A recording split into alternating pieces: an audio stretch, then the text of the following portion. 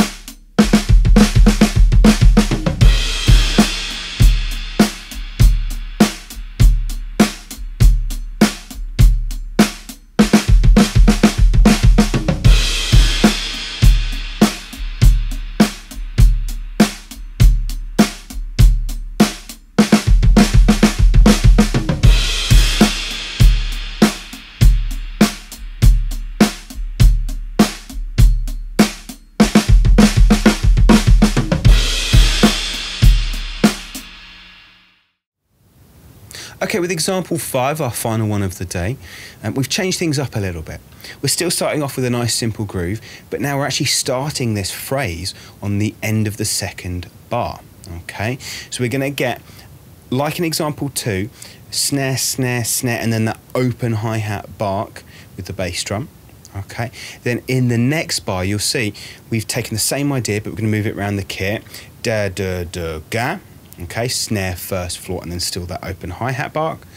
And then another one, but this time we're going to come in with right, left, followed by our snare, first floor, and then back to the original idea of the crash there, okay?